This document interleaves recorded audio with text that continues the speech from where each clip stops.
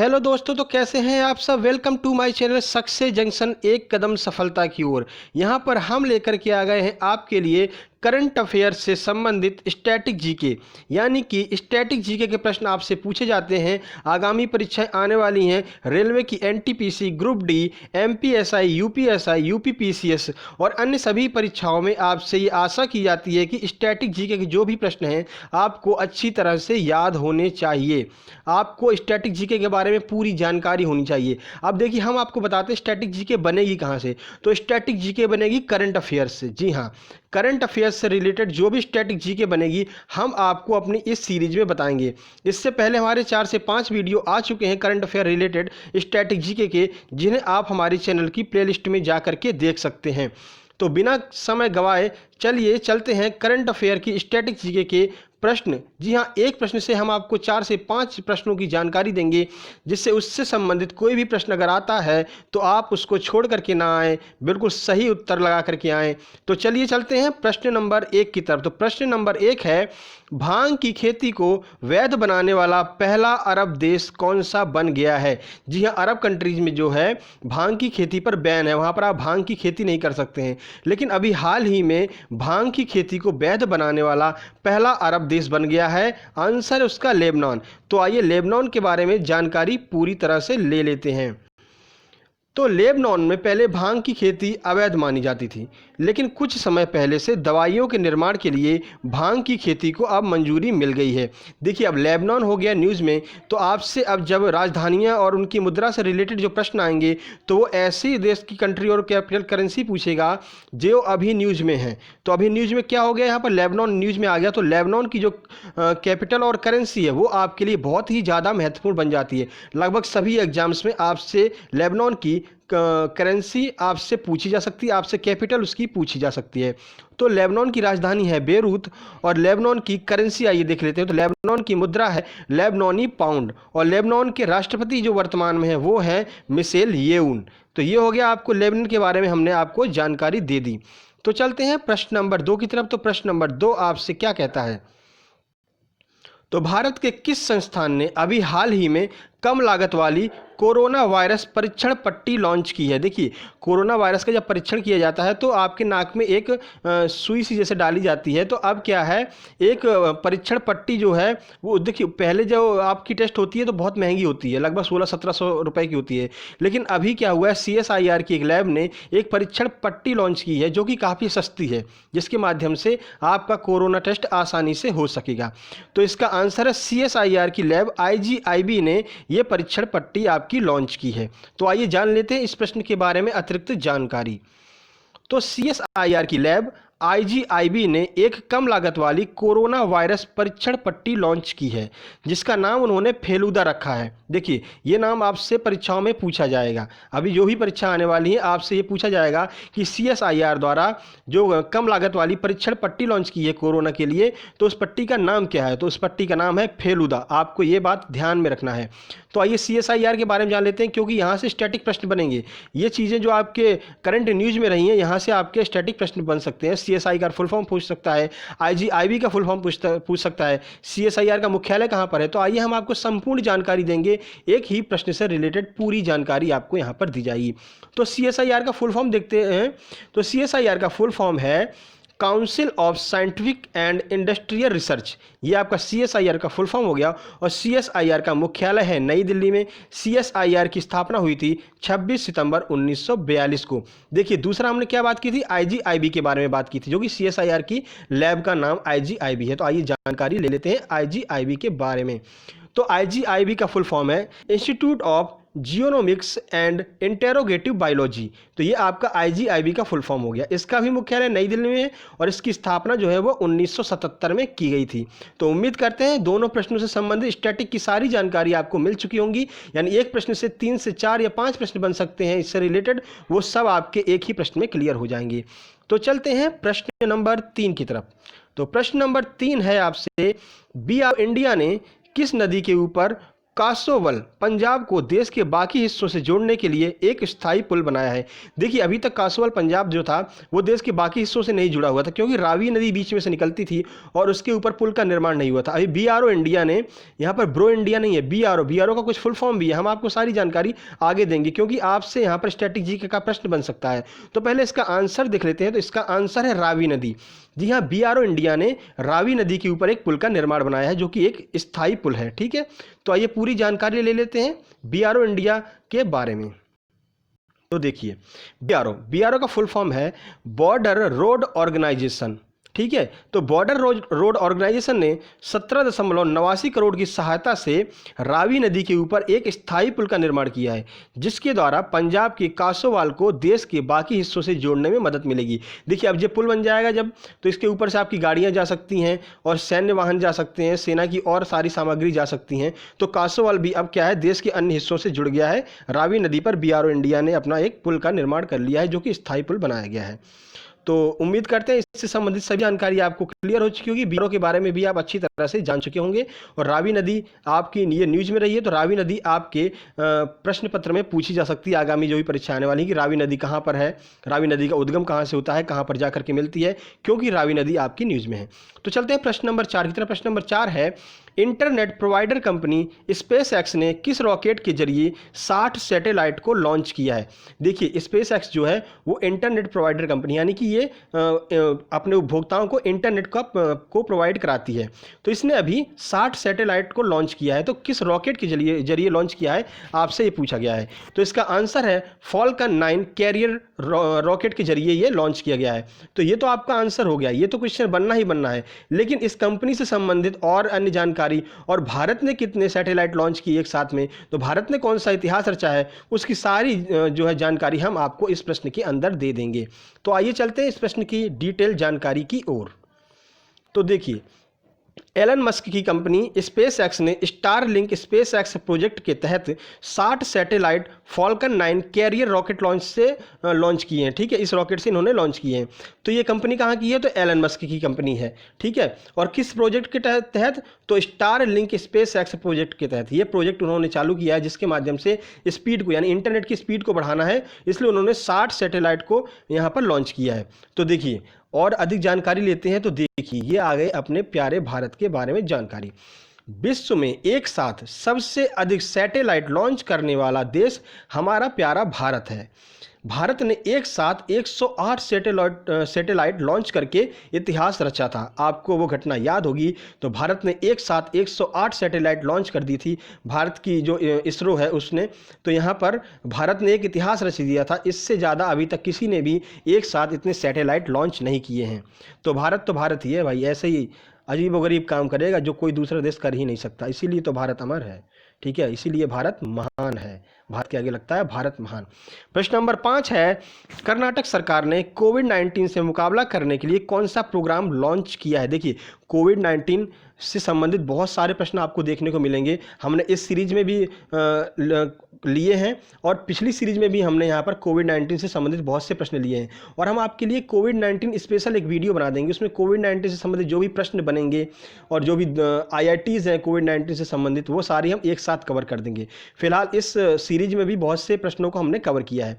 तो आइए देखते हैं। इस प्रश्न का आंसर है आप्त मित्र। जी हाँ, कर्नाटक सरकार ने कोविड-19 से मुकाबला करने के लिए आप्त मित्र नाम का एक प्रोग्राम लॉन्च किया है। तो आइए पूरी जानकारी ले लेते हैं इस प्रश्न के बारे में। तो देखिए, हाल ही में कर्नाटक सरकार ने कोरोना से मुकाबला करने के लिए एक प्रोग्राम आप्त मित्र की शुरुआत की है। तो कर्नाटक सरकार ने ही मास्क डे भी मनाया था। देखिए प्रश्न आपसे यह भी पूछा जा सकता है कि मास्क डे कौन सी सरकार ने मनाया था। तो कर्नाटक राज्य सरकार ने मास्क डे भी मनाया था। तो उम्मीद करते हैं इस प्रश्न से संबंधित सभी जानकारी आपको मिल चुकी होगी। तो आइए चलते हैं प्रश्न नंबर 6 की तरफ। तो प्रश्न नंबर 6 है, भारत पाकिस्तान द्वारा अभी हाल ही में सार्क सम्मेलन आयोजित किया गया। तो सार्क का मुख्यालय कहाँ है, आपसे ये पूछा गया। देखिए सार्क को अच्छे से पढ़ लीजिए, क्योंकि अब सार्क आ गया है न्यूज़ में। तो आने वाली जो भी परीक्षाएं हैं उसमें आपसे सार्क के बारे में जानकारी पूछी जा सकती है। सार्क का मुख्यालय कहाँ पर है, सार्क में कितने सदस्य होते हैं, सारी जानकारी आपसे पूछी जा सकती है। तो सार्क से रिलेटेड जो करंट के प्रश्न होंगे वो भी आपसे पूछे जा सकते हैं। तो आप इस बात को ध्यान में रखिए कि सार्क को अच्छे से पढ़ पढ़ करके जाना है। तो आइए देखते हैं। तो इसका आंसर है काठमांडू, नेपाल। जी हाँ, सार्क का मुख्यालय काठमांडू, नेपाल में स्थित है। तो आइए अतिरिक्त जानकारी ले लेते हैं इससे संबंधित। तो देखिए, भारत पाकिस्तान द्वारा आयोजित सार्क सम्मेलन में भारत की तरफ से स्वास्थ्य मंत्री हर्षवर्धन ने भाग लिया था। तो हर्षवर्धन अपने स्वास्थ्य मंत्री हैं। एक प्रश्न आपका यहाँ पर क्लियर हो गया। सार्क का मुख्यालय काठमांडू, नेपाल में है। ठीक है, इसकी स्थापना 8 दिसंबर 1985 में की गई थी सार्क की। और अभी करंट से रिलेटेड जो प्रश्न आपसे बनेगा वो देखिए, प्रधानमंत्री नरेंद्र मोदी जी ने क्या किया है कि सार्क समूह को 10 मिलियन डॉलर की सहायता दी है। क्यों?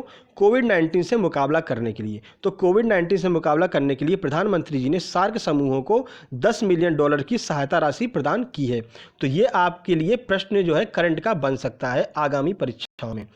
तो चलते हैं अगले प्रश्न की तरफ। तो अगला प्रश्न है, ईरान ने अपना पहला सैन्य उपग्रह लॉन्च किया, उसका नाम बताइए। देखिए, ईरान ने अपना अभी पहला सैन्य उपग्रह लॉन्च किया। इससे पहले ईरान के पास कोई सैन्य उपग्रह नहीं था। तो उसका नाम बताना है। ईरान आपका न्यूज में आ गया है, तो ईरान से स्टैटिक जीके के प्रश्न बनेंगे। तो आंसर देख लेते हैं इसका आंसर है नूर। जी हाँ, ईरान ने अपना पहला सैन्य उपग्रह लॉन्च किया जिसका नाम है नूर। देखिए, यह ईरान का पहला सैन्य उपग्रह है। इस उपग्रह को कसीद रॉकेट के माध्यम से लॉन्च किया गया है। तो रॉकेट का नाम क्या है? कसीद। आपका दूसरा प्रश्न यहां से क्लियर हो गया। अब देखिए, यहां पर हम स्टैटिक जानकारी ले लेते हैं ईरान से संबंधित। तो देखिए, ईरान की राजधानी है तेहरान और मुद्रा है तोमान। देखिए, पहले ईरान की मुद्रा थी रियाल, तो अभी रियाल को चेंज करके तोमान कर दिया गया है। ये प्रश्न भी करंट का है, आपको कहीं ना कहीं परीक्षाओं में देखने को मिलेगा कि रियाल पहले हुआ करती थी मुद्रा, अब क्या हो गई? तोमान हो गई है। तो उम्मीद करते हैं ये प्रश्न भी आपका क्लियर हो चुका होगा। तो चलते हैं प्रश्न नंबर 7 की तरफ। तो प्रश्न नंबर 7 है, किस मंत्रालय ने कोरोना काल में भारत में फंसे पहल लॉन्च की है? यहाँ पर पूछा गया है कि ये भारत में फंसे जो पहल है ये किस मंत्रालय ने लॉन्च की है? तो इसका आंसर है पर्यटन मंत्रालय। जी हाँ, पर्यटन मंत्रालय ने भारत में फंसे एक पहल लॉन्च की है। तो आइए पूरी जानकारी लेते हैं कि यह पहल क्या है, कैसे है। तो भारतीय पर्यटन मंत्रालय ने कोरोना के समय भारत में रह गए विदेशी नागरिकों की मदद के लिए, देखिए क्या हुआ, जैसे ही कोरोना टाइम लगा तो कुछ विदेशी भारतीय मतलब भारत में ही रह गए थे, तो उनकी मदद कैसे की जाए। अब वो अपने देश में नहीं जा सकते हैं, उनको जाने की कैसे व्यवस्था की जाए, रहने वहने कैसे व्यवस्था की जाए। तो उसके लिए भारतीय पर्यटन मंत्रालय ने एक पहल लॉन्च की थी। तो भारत में फंसे नाम से एक पहल चालू की। तो अब यहाँ पर पर्यटन मंत्री आपसे पूछे जा सकते हैं। देखिए, मंत्रियों और उनके राज्य क्षेत्र से संबंधित प्रश्न आता है, हर परीक्षा में आता है एक प्रश्न। तो ये मंत्री आपके लिए, क्योंकि न्यूज में है, तो आपके लिए महत्वपूर्ण हो सकते हैं। तो अपने पर्यटन मंत्री कौन है? प्रहलाद सिंह पटेल आपके पर्यटन मंत्री हैं भारत के। चलते हैं प्रश्न नंबर 8 की तरफ। तो प्रश्न नंबर 8 है, बुकर सूची में जगह बनाने वाली पहली ईरानी लेखक कौन बन गई हैं? देखिए, अभी तक क्या है, बुकर सूची में ईरान के किसी भी लेखक को जगह नहीं मिली थी। तो अभी हाल ही में ईरानी लेखक सोकोफे आगर, जी हाँ, इसका आंसर सोकोफे आगर है। तो सोकोफे आगर ने बुकर सूची में जगह बनाई है। तो आइए जान लेते हैं कि सोकोफे आगर की कौन सी किताब है जिसको बुकर सूची में जगह दी गई, क्योंकि आपसे किताब का नाम भी पूछ सकते हैं। तो देखिए, सोकोफे आगर की किताब the enlightenment of the greenest tree, ये किताब का नाम है, को बुकर प्राइज की लिस्ट में शामिल किया गया है। और ऐसा करने वाली वो पहली ईरानी लेखक बन गई हैं। आपसे प्रश्न में ही पूछा है कि पहली ईरानी लेखक कौन बनी है। तो आइए और जानकारी ले लेते हैं, इंटरनेशनल बुकर प्राइज को जीता किसने है। देखिए, इंटरनेशनल बुकर प्राइज डच महिला मेरिया के नुकास ने जीता है, यानी डच माने नीदरलैंड की। तो नीदरलैंड की निवासी मेरिया के नुकास ने अभी इंटरनेशनल बुकर प्राइज को जीत लिया है। तो उम्मीद करते हैं यह प्रश्न भी आपको क्लियर हो चुका होगा। तो चलते हैं अगले प्रश्न की तरफ। प्रश्न नंबर 9 है, आईसीसीआर ने कोरोना काल में विदेश में रह रहे भारतीयों के लिए कौन सी प्रतियोगिता का आयोजन किया है? तो ये भी कोरोना से संबंधित प्रश्न है, आपके लिए बहुत ही महत्वपूर्ण प्रश्न है। तो आइए देखते हैं, इसका आंसर है यूनाइटेड अगेंस्ट कोरोना। जी हाँ, यहाँ पर इसका आंसर है यूनाइटेड अगेंस्ट कोरोना। तो कोरोना के खिलाफ हमको एक साथ रहना है, ये पहल लॉन्च की है आईसीसीआर ने। तो आइए आईसीसीआर के बारे में पूरी जानकारी ले लेते हैं, क्योंकि आपके लिए ये स्टैटिक के रूप में बहुत ही ज़्यादा महत्वपूर्ण बन जाएगा। तो देखिए, ICCR Indian council for cultural relation, ICCR की फुल फॉर्म हो गई, याद रखिएगा। विदेश में रह रहे भारतीय मूल के लोगों के लिए एक प्रतियोगिता की शुरुआत की, जिसमें ये लोग कोरोना से संबंधित कला, चित्रकारी आदि के माध्यम से अपने विचार प्रस्तुत करेंगे। कौन? जो विदेशों में रह रहे हैं भारतीय मूल के लोग। तो ये चित्रकारी कर सकते हैं, ठीक है, और कला दिखा सकते हैं, उसके माध्यम से कोरोना के बारे में जानकारी जो है, अपने विचार जो भी हैं वो प्रस्तुत करेंगे। आईसीसीआर ने ऐसी एक प्रतियोगिता चालू की है। अब आईसीसीआर स्टैटिक के रूप में आपके लिए बन सकता है, तो आईसीसीआर के बारे में पूरी जानकारी आइए ले लेते हैं। देखिए, आईसीसीआर की स्थापना 9 अप्रैल 1950 में अबुल कलाम आज़ाद के द्वारा की गई थी। अब्दुल कलाम आज़ाद नहीं है यहाँ पर, ध्यान रखिएगा। 1950 में अबुल कलाम आज़ाद के द्वारा की गई थी, हमारे पहले शिक्षा मंत्री अबुल कलाम आज़ाद के द्वारा की गई थी। तो वर्तमान में चेयरमैन कौन है? तो वर्तमान में चेयरमैन है विनय सहस्त्रबुद्धे। विनय सहस्त्रबुद्धे वर्तमान में चेयरमैन है। ठीक है, तो ये प्रश्न आपका क्लियर हो चुका होगा। तो चलते हैं प्रश्न नंबर 10 की तरफ। तो प्रश्न नंबर 10 है, नासा ने सूर्य से निकलने वाले विशालकाय सौर तूफानों के अध्ययन के लिए कौन सा मिशन लॉन्च किया है? देखिए क्या है, सूर्य से बहुत ही विशालकाय जो है सौर तूफान निकलते हैं। ठीक है, तो उससे सूर्य के बारे में जानकारी लगाई जा सकती है कि सूर्य कितने वर्ष तक और रहेगा या कितना वर्ष पुराना है। तो नासा ने एक मिशन लॉन्च किया है, तो आइए जानकारी ले लेते हैं कि कौन सा मिशन है वो। तो इसका आंसर है मिशन सनराइज, यानी कि मिशन का नाम है सनराइज। तो आइए पूरी जानकारी ले लेते हैं इस मिशन के बारे में। तो आइए देखते हैं। देखिए, नासा ने अभी हाल ही में सूर्य से निकलने वाले विशालकाय सौर तूफानों के अध्ययन के लिए एक मिशन लॉन्च किया है, जिसे सनराइज नाम दिया है। देखिए, सन जो लिखा है आपका स्मॉल लेटर में लिखा है और राइज कैपिटल लेटर में लिखा है, यानी राइज की कुछ फुल फॉर्म है और सन का कोई फुल फॉर्म नहीं है। तो देखिए, सनराइज का फुल फॉर्म है sun radio inter performer space experiments.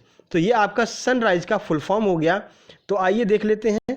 तो सनराइज का फुल फॉर्म हो गया, तो ये आपका प्रश्न क्लियर हो चुका है। सनराइज का फुल फॉर्म याद रखिएगा, क्योंकि ये आपकी परीक्षा में देखने को मिल सकता है नासा के द्वारा। और नासा क्या है? एक अमेरिकी कंपनी है। ठीक है, तो प्रश्न नंबर 11 देखते हैं। प्रश्न नंबर 11 है, झारखंड सरकार ने कोरोना समय में ई पास जारी करने के लिए कौन सा ऐप लॉन्च किया है? देखिए, कुछ समय पहले जब कोरोना अपने चरम पर था, तो प्रत्येक राज्य की सरकार काफ़ी सतर्क हो गई थी। तो ऐसे ही किसी को वाहन नहीं ले जाने दिया जा रहा था, तो झारखंड सरकार ने एक ऐप जारी किया। क्योंकि देखिए, वाहन वालों को, वाहन ले जाने वालों को और सब्जी बेचने वालों को, इन लोग बहुत परेशानी का सामना करना पड़ रहा था पास लेने के लिए। तो इन्होंने एक ऐप ही लॉन्च कर दिया। इस ऐप के माध्यम से आप सीधे पास ले सकते हैं। तो उस ऐप का नाम आपसे पूछा गया, तो उस ऐप का नाम है प्रज्ञाम। जी हाँ, झारखंड सरकार ने जो ऐप लॉन्च किया था, उस ऐप का नाम था प्रज्ञाम। तो आइए पूरी जानकारी ले लेते हैं इस प्रश्न के बारे में। तो देखिए, झारखंड सरकार ने कोरोना के समय खाद्य सामान आपूर्ति के लिए वाहनों के ई पास जारी करने के लिए एक ऐप लॉन्च किया था, जिसका नाम रखा था प्रज्ञाम। ठीक है, तो सामान आपूर्ति हो सके, जिससे खाद्य सामान सही जगह पर उचित समय पर पहुंच सके, तो इसके लिए एक ऐप लॉन्च किया गया था प्रज्ञाम। तो अब झारखंड आपका न्यूज़ में है, तो झारखंड के सीएम का नाम और वहाँ के राज्यपाल का नाम आपसे पूछा जा सकता है। तो झारखंड के वर्तमान सीएम है हेमंत सोरेन, और झारखंड के राज्यपाल जो हैं वो हैं द्रौपदी मुर्मू। तो उम्मीद करते हैं यह प्रश्न आपको क्लियर हो चुका होगा। तो चलते हैं प्रश्न नंबर अगला है, प्रश्न नंबर 12। जी हाँ, प्रश्न नंबर 12 बहुत ही महत्वपूर्ण प्रश्न है। सिविल सर्विसेज एसोसिएशन द्वारा कोरोना जागरूकता के लिए चालू की गई पहल का नाम क्या है? यहाँ पर सिविल सर्विसेज एसोसिएशन ने एक पहल चालू की, जिसमें कि कोरोना संबंधी आपको जागरूकता बताई जाएगी। तो देखिए, इसका आंसर है करुणा पहल। तो करुणा पहल किसने चालू की? तो सीएसए, यानी सिविल सर्विसेज एसोसिएशन ने। और सीएसए का फुल फॉर्म भी आपसे पूछा जा सकता है। तो आइए अतिरिक्त जानकारी ले लेते हैं इस प्रश्न के बारे में। तो देखिए, सीएसए एक एसोसिएशन है जिसमें रिटायर्ड आईपीएस और आईएएस सदस्य होते हैं। यानी कि जो लोग रिटायर हो चुके हैं, तो उनको बहुत ज्ञान होता है, बहुत नॉलेज होता है उनको। और तो वो क्या है, आईपीएस और आईएएस अधिकारी अपने कैसे आपको सतर्क रहना है कोरोना के समय में, ये जानकारी आपको प्रदान करते हैं। तो इनके द्वारा एक पहल चालू की गई, जिसमें ये रिटायर्ड ऑफिसर सबको कोरोना के प्रति जागरूक करेंगे। क्योंकि इनको बहुत ज़्यादा अनुभव होता है। जो एक आईपीएस और आईएएस ऑफिसर रिटायर हुआ होता है, उसको बहुत ज़्यादा अनुभव होता है। वो जो है वर्तमान आईएएस और आईपीएस ऑफिसरों को भी अपनी जानकारियाँ बांटता है, अपने अनुभव शेयर करता है, जिससे कि वे अच्छे से अपना कार्य कर सकें। तो ये उम्मीद करते हैं यह प्रश्न आपका क्लियर हो चुका हो। तो चलते हैं, प्रश्न नंबर अगला है 13। प्रश्न नंबर 13 आपके सामने आया है। तो ओडिशा सरकार और यूनिसेफ के द्वारा बच्चों के लिए एक पेंटिंग और निबंध प्रतियोगिता की शुरुआत की गई। उस प्रतियोगिता का आपको नाम बताना है। ठीक है, अभी क्या हो रहा था कि जो है बच्चे, छुट्टियां चल रही थी स्कूलों की, तो बच्चे अपने अपने घर पे डले थे और वो बोर हो रहे थे। ठीक है, तो बोर होने की वजह से और खाली बैठे रहने की वजह से उनका माइंड भी एकदम संकुचित होता जा रहा था।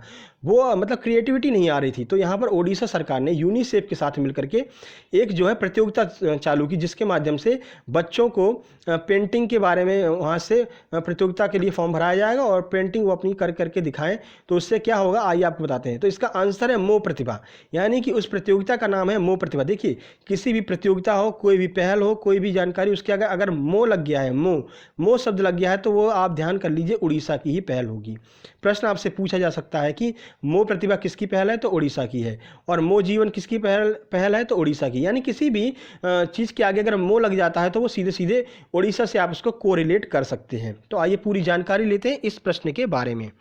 तो देखिए, ओडिशा सरकार और यूनिसेफ ने मिलकर के कोरोना के समय घर पर बैठे बच्चों को क्रिएटिव बनाने के उद्देश्य से यह प्रतियोगिता चालू की है। तो देखिए, ओडिशा सरकार के द्वारा ही मो जीवन पहल भी चालू की गई थी। तो आपको दिमाग में रखना है, मो जीवन पहल किसकी है, तो ओडिशा सरकार की है। तो आइए, यूनिसेफ आपका न्यूज में आ गया, तो आइए यूनिसेफ के बारे में थोड़ी बहुत जानकारी यहाँ से हम ले लेते हैं।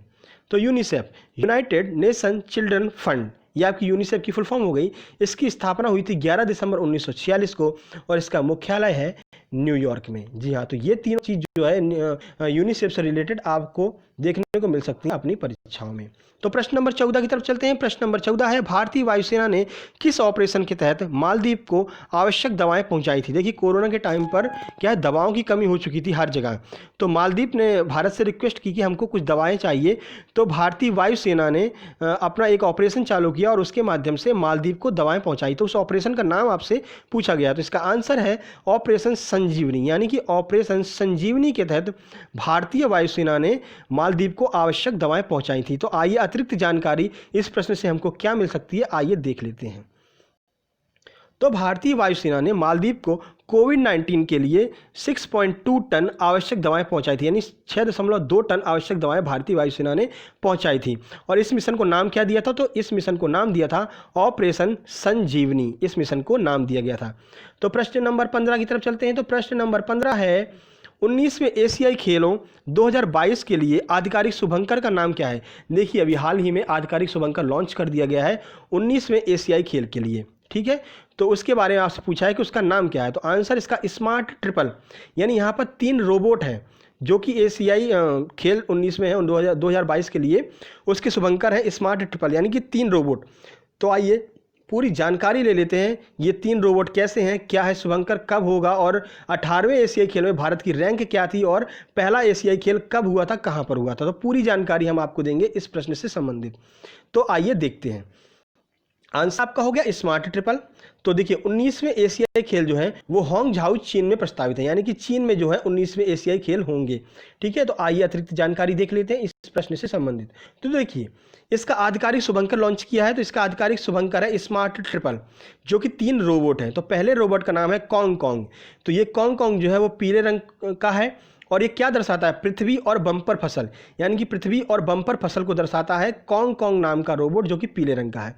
उसके बाद दूसरा है लियान लियान, दूसरा रोबोट है जो रोबोट हरे रंग का है और ये क्या दर्शाता है, जीवन और प्रकृति। देखिए, प्रकृति हरी भरी होती है, हरे रंग की होती है। तो आप यहाँ से इसको कोरिलेट कर सकते हैं कि जो लियान लियान है वो हरे रंग का रोबोट है। ठीक है, आपसे रंग पूछे जा सकते हैं, बिल्कुल दिमाग में रखिए, क्योंकि देखिए प्रश्न अब हाई लेवल के आने वाले हैं। 2.5 करोड़ फॉर्म भरे गए हैं एनटीपीसी में। तो आपको दूसरों से अलग बनना है, तो आपको ऐसे प्रश्नों को अपने दिमाग में रखना होगा, कलर को दिमाग में रखना होगा, जो भारतीय नोट है उनके कलर को दिमाग में रखना होगा, उनके आगे पीछे क्या छपा है उनके कलर को दिमाग में, मतलब आपको हर एक छोटा सा छोटा पॉइंट आपको अपने दिमाग में लेकर के चलना होगा अगर आपको आगामी परीक्षाओं को क्लियर करना है तो। ठीक है, तो अगला जो तीसरा रोबोट है उसके बारे में देख लेते हैं। तो तीसरे रोबोट का नाम है चेन चेन। चेन चेन जो कि नीले रंग का है, वो विज्ञान और प्रौद्योगिकी से संबंधित है। चेन चेन नीले रंग का ये रोबोट है। तो आइए अतिरिक्त जानकारी देखते हैं इस प्रश्न के बारे में।